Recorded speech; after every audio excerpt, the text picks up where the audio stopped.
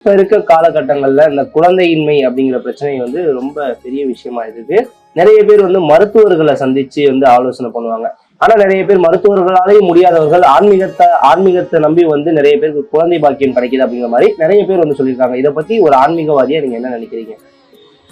குழந்தை இல்லைன்னு வருவாங்க. குழந்தை இல்லைம்மா 10 வருஷம் ஆகுது, 20 வருஷம் ஆகுதுன்னு குழந்தை இல்லைன்னு சொல்லி வருவாங்க. அவங்களுக்கு மார்கழி மாசத்துல தான் அந்த குழந்தை நிப்பாட்டி நாங்க கொடுப்போம்.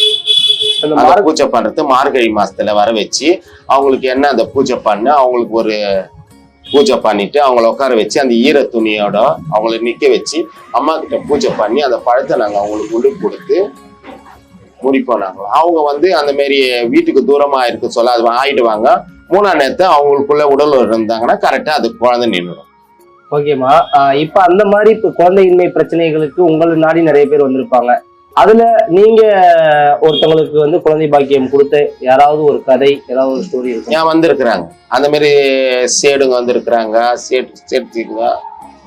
அது நம்ம பெங்களூர்ல இருந்து வந்து இருக்கிறாங்க, நம்ம சேலத்துல இருந்து வந்திருக்கிறாங்க. அந்த பேர் நிறைய பேர் வந்திருக்கிறாங்க. என்ன பண்ணமோ அதை பண்ணுவாங்க. அம்மாக்கு எதனா திருவிழா எதனா 6வது வாரம் ஆடி 6வது வாரம் திருவிழாவுக்கு என்ன செய்யணுமோ செய்வாங்க. இது மாதிரிலாம் ஆயிடுச்சு, அம்மா நல்லதை செஞ்சிருக்கிறாங்க, குழந்தை இல்லாத இந்த நேரத்துல குழந்தை வர அம்மா கொடுத்துருக்குறாங்கன்னு சொல்லிட்டு அவங்க இங்க பூஜித்தி செய்வாங்க. பூஜை இந்த மாதிரி ஒரு 10 வருடம் 15 வருடம் 20 வருடம் இந்த மாதிரி குழந்தையின்மை இல்லாதவங்களுக்கு ஒரு குழந்தை பாக்கியம் கொடுக்குறது ரொம்ப பெரிய விஷயம். அந்த மாதிரி உங்களால பண்ண நினைஞ்சவங்க உங்கள்ட்ட என்ன மாதிரியான விஷயங்களை சொல்லுவாங்க?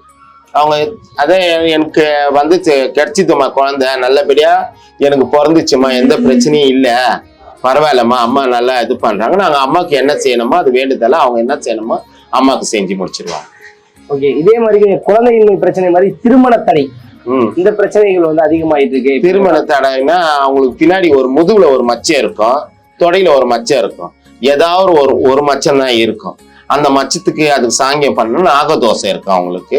அந்த திருமண தடை வரும் அவங்களுக்கு.